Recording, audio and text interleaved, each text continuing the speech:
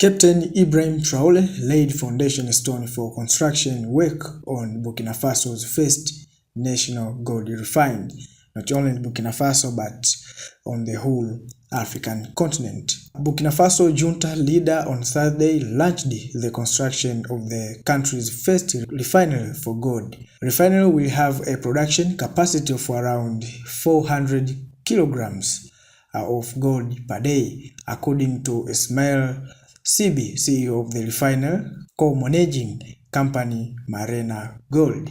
The first 22-carat gold bars will leave the refinery in 11 months' time, he said, adding that the project will create 100 direct jobs and 5,000 indirect jobs. There is no longer any question for us taking our gold abroad for refining. We refine it on site because we know the real content of the raw material that comes out.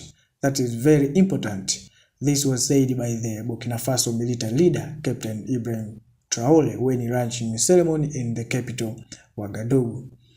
Also, he added by saying, for some times now, gold has been Burkina Faso's leading export product, but we have no control over gold. Today, we have decided to put a whole network in place.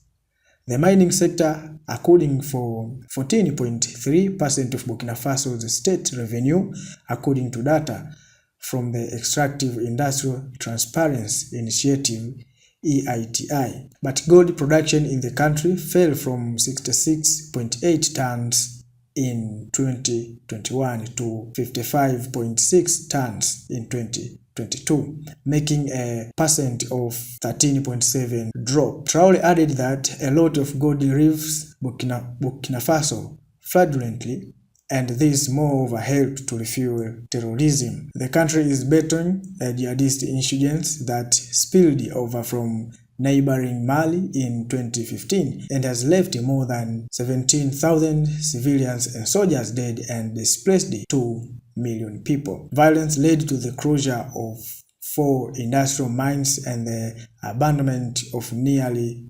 700 gold panning sites last year, according to the official figure.